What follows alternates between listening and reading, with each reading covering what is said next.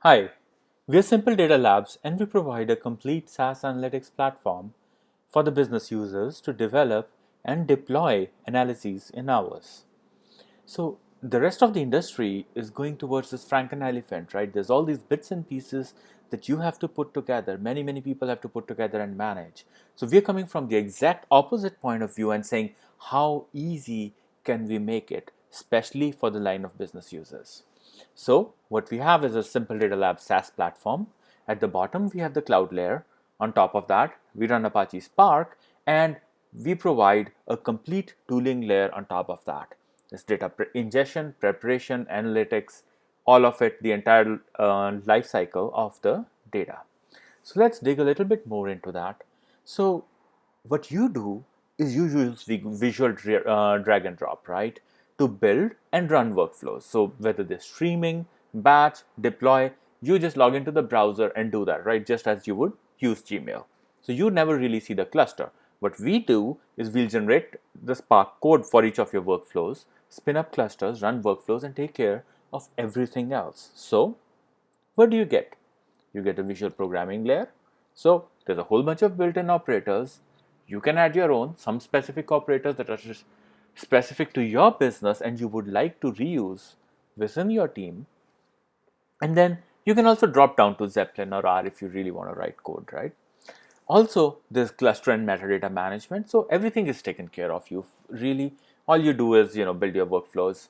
And then also there's automated model deployment. So whether you want to deploy a server where you can send BI queries or whether you want to deploy an ML model, you can run a workflow and that's going to go and deploy the model, right? And then you can do very interesting things with that, and we will come to that in a second. So how we fit into the ecosystem is it helps to think of what are you doing as a user, or how are you interacting with the system once you buy it, right? I think that's a good way. So if you buy something from Hortonworks or Cloudera, you typically have DevOps, which are managing machines, doing installs and upgrades, and then you have the data engineers and the data scientists, right? The data scientists with unicorns are the ones who can actually write Scala code, right? So you're doing all of that, great for an IT department, right? But then you've got Kubol. So Kubol is a managed cluster in the cloud. So there you still need to figure out, oh, I'm going to run Hive on this part of the cluster. So there is still a lot of work. Now, Databricks makes it further simpler. All you need to do is write code in the notebooks, and they'll run it on the clusters. But you need to be able to write code. In many cases, you need to be able to write Scala code. Now, a lot of people have modelers who've got statistics and applied math background, right? And maybe they use some R, but they're not Scala programmers, right? So, and that's not very productive either, right? So what we believe the better way is to provide you with a visual drag and drop interface, the exact same power, right? It's just more productive, it's simpler, it's faster. So let's look at the demo and see what we mean. So here you sign in with your credentials. This is running in AWS. So once you sign in, you see your workflow. This one is classifying science versus non-science articles. At the top, you have the operators, and you can drag these onto the workflow and stitch them together, right? So if you hit play, it will run the workflow, it will generate Spark code, run it on the cluster, and the results come back. Let's look at what the initial data looked like. You had a bunch of files and you have file contents, right? This is not really good for machine learning. So we're going to do a bunch of prepare steps to put it in the right format. So you have a prepare sequence, again done visually. There's a whole lot of inbuilt functions to help you do this, and you can add your own functions as well.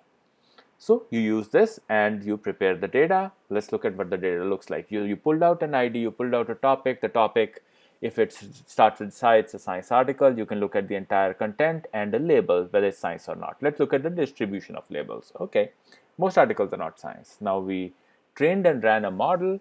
Let's look at it now. So in the beginning, you have the original columns, then you have the features, words, my features, etc., introduced by the feature generation and logistic regression, and then you have the prediction. Now let's write a script to get the answers in the right format. You can use multiple languages, and the script generated some data, and let's look at that. So okay, so you got most of your articles right, but let's look at the ones that you didn't get right. We filter them, and then we can dig into them.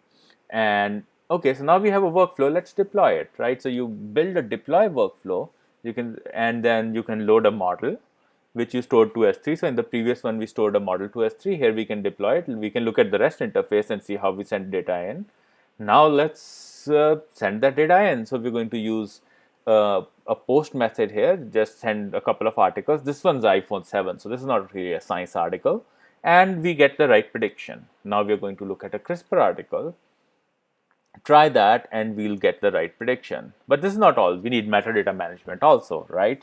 So let's go to this is now a user page, right? In a user page, you can look at all the teams the user is part of, the projects, the workflows in those projects, the data sets, and so on. So now it's a graph and you are traversing it. It's connected, right? So let's go to a project now and so let's and see what's there, right? So we went to a project and now we can look at the workflows in that project. So this allows us to navigate, and see all the metadata and the connected stuff. So going back, what problems did our product solve? So first is manageability, right? So you don't have to manage the clusters anymore. They're taken care of. Also, it's not a data swamp anymore. We know exactly where all the data sets are. Data sets and workflows are completely managed. Also, your team can be more productive because you had these workflows which were using data sets. Now you can see who else used these data sets, right? Like we showed in the metadata. And then you can say, how did they use it? Maybe I can use some of those steps and add my own to it. So it is really productive for a team to use this. Now, the other big problem for many teams is model deployment takes months. That's because your data scientist analysis is promising, but it's written in R or Python, right? And then somebody in the data engineering team, a stronger programmer, writes it in Scala and deploys it, right? But in our case, you wrote on Spark to begin with, and you could do a single click deploy. So that cycle is completely gone. You can deploy models really, really fast. Also, we can do some more interesting things, right? Most people are stuck with the first problem. We think you should be thinking about the second one. So we want smart managed deployment, right? Done by data scientists, right? So you have your model requests coming in and all your data was going to the first model, life was good. Now you want to do A/B analysis. You put in a second model, divert 10% of the traffic to it, right? See how it does. If it does well, that's fine. Otherwise, don't use it, right? Same with upgrades. Try to upgrade it. If the model's results are the same distribution, keep it. If something looks wrong, go back, right? Don't lose revenue because you put a wrong model in production. So we think we can really, really help with these things.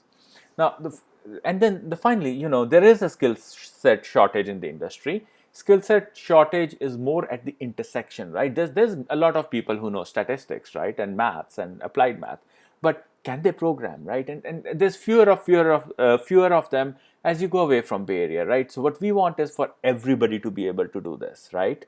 So what we are providing is a complete line of business solution. So you have your IT team. They bought a cluster from Hortonworks and they're running their production jobs, ETL jobs on it. Keep running them, right? Keep them running that. Now what you want to do is get your own line of business SDL platform. That's your Hadoop cluster, right? So you get super high productivity, you get dramatically faster time to market, and you get new capabilities, right? You don't own a cluster, you just spin it up when you need it. We do it super fast, right? And so in the old paradigm, how did you interact with IT? They were helping you maybe with programming, and it's just true in many companies, maybe not with you, but many companies. Programming iterations for model building, data preparation, and helping deploy models in production. IT is helping you with all of that, right? But you don't need to do that on anymore. You can deploy that with SimpleDataLabs. So what you're going to do is, if you do any preparation or ETL steps, that is written on Spark that can directly be put into production by IT. Also, you can give them deployable or deployed models.